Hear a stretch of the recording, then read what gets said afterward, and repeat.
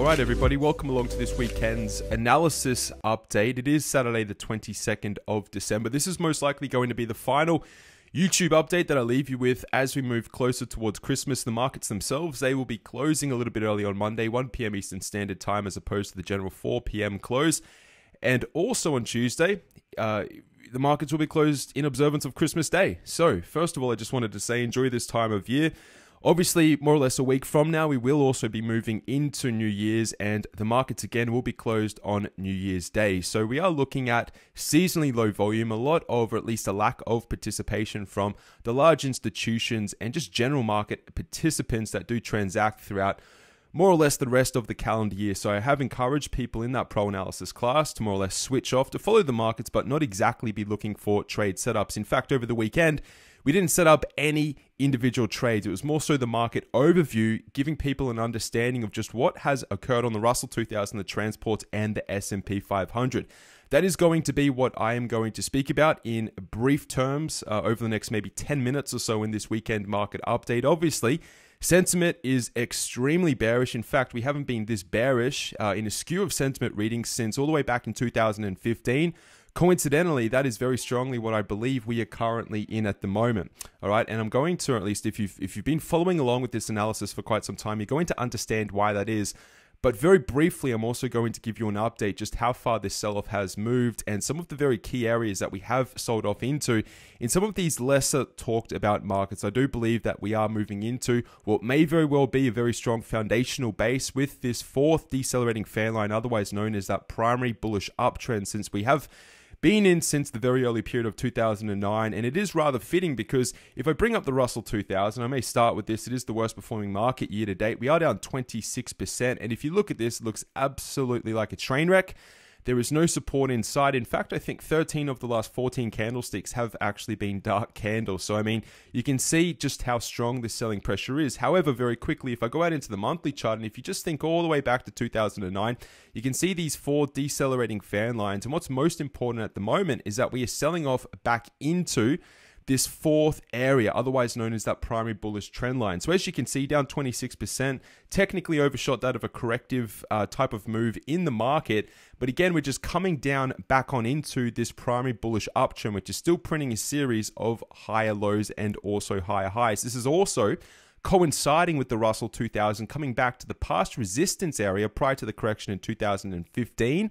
All right, testing this old resistance as new support for the first time. If you cast your mind back to late 2016, we just blew above it. We more or less consolidated sideways for about 10 months before, again, moving into that parabolic type of move that we have seen continue to an extent towards the back end, or most recently into the months of September and October. So again, technically speaking, this is still healthy, although over the past 2 months, 2.5 months, it has been nothing short of just a selling frenzy since the rejection up here around 1,700. Technically speaking, the trend is still in effect. And the golden rule of trading, all right, is assuming that a trend is in effect until it gives us definitive signals that it has reversed. Now, again, I understand a lot of the sentiment out there, the emotional reaction to this sell-off is to naturally become rather pessimistic, if not just all out selling. Okay, that's the natural reaction that you have to expect from ordinary market participants.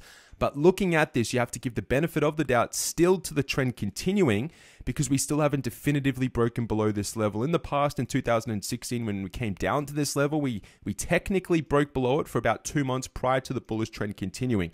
This is after the market already selling off 26% to come on back down and to retest this area for the first time since 2016, which again, just to reiterate, is coming back to retest the old resistance highs in 2015 for the first time as new support. So again, although it appears that the market is on life support, I do grant you that, absolutely. There is still a lot of resistance forming, all right, or potentially forming around this 1,300 handle, so to speak, on the Russell 2000. Now, what is interesting to note also is if I bring up the Dow Jones Transportational Average as well, you can see that if I'm still on the monthly chart, but if I zoom out so I can show you all the way back to 2009, you can see, first of all, I do really like this chart. It is a very disciplined chart, but all of these past red lines that I'm drawing on my screen are retests of that decelerating fan line. And here we are once again, the transport's down 23%. We've sold off quite a distance. But again, you can see if I zoom on in now into the monthly chart to bring it in a little bit, you can see that we're still technically haven't pushed below the primary bullish trend line, nor have we even tagged it yet, considering, of course, that we have already sold off 23%. We're also coming back on into some very critical areas of past resistance and also that consolidation that we were in for at least the first half of 2017 as well. So at the moment, as bearish as what the market is, technically speaking, the trend is still in effect, and we're going to have to monitor this as we move into the first quarter of 2019. I'd be rather shocked if we don't see some form of a bounce. That bounce, of course, is what we're going to track very, very molecularly, just to see whether or not we are going to definitively break above what a lot of people are calling the technical bearish neckline here. It's probably going to come in around 10,000 on the Dow Jones Transportational Average, or whether or not we're going to have the steam, the momentum, and really the legitimacy of a move to push us on back on up to at least retest, if not overtake, these all-time highs. I understand at the moment it's very hard to believe that such an occurrence could actually take place. As long as this support area holds here, the benefit of the doubt is still with the buyers, okay? So don't be shocked if you see something set up very early on in the period of 2019 whereby the markets actually reverse. I don't want you to be sitting there scratching your head saying, well, why is this happening? Where's the support? Where is it showing up? I'm showing you where it is right now on these charts because more or less we're coming back down into them at the moment. Very critical as at the close of the calendar year in 2018. Now, again, to take this one step further, I don't actually have to type this chart or this market into my charting software at the moment, but this is the chart of the S&P 500.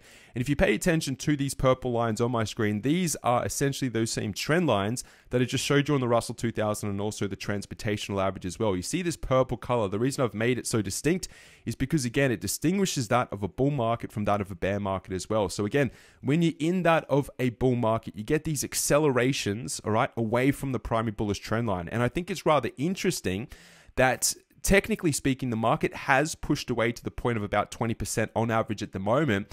And as we are selling off back into these rising bullish trend lines, that it is somewhat coordinated with about a 20%. I understand that the NASDAQ at the moment, it's overshot it. It's more or less trading between 21 and 22% from the 52-week highs, or more or less the highs from about 3 months ago now. But it does overlap quite nicely to actually see these support areas hold. All right, I'm not saying definitively that they are going to do, but it makes a lot of sense after the correction that we have been in and we still currently find ourselves in as well. This is the chart of the S&P 500 on the monthly time frame. Again, if I go back to 2009, you can see all of the times that we have broken below these past accelerating fan lines, which have now established, of course, these decelerating fan lines. At the moment, in my opinion, we're sort of tracking with that third decelerating fan lines. Again, markets generally gravitate in groups of 3. Technically, there can be groups of 4 like we have seen on other markets. But again, if you extend this from the last correctional type of period, again, going into extreme sentiment indicators and also just how oversold this market technically is as at the close on Friday the 21st, it makes a lot of sense that we may be towards the end of this correction. We may very well see support essentially establish itself over the next couple of weeks. All right, that's really what I wanted to point out. Obviously, we're not all the way back down to the 2015 resistance highs like we are on the transportational average and the Russell 2000. But again, we are coming back on down to retest this rising bullish trend line. Now, the two outliers at the moment, and I made this distinguishment over the weekend, was that when you have a look at the Dow Jones Industrial Average and also the NASDAQ, we do have quite a distance to actually fall to come all the way back on down and to retest this primary bullish trend line.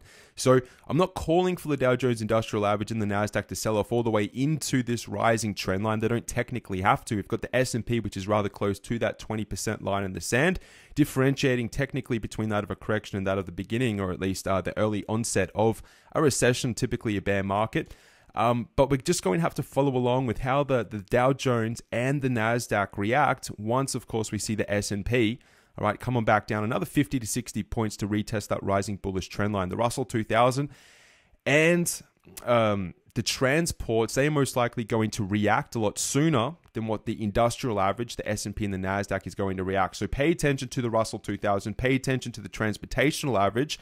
Again, having said that, I would not encourage anyone to be jumping in and shorting this market.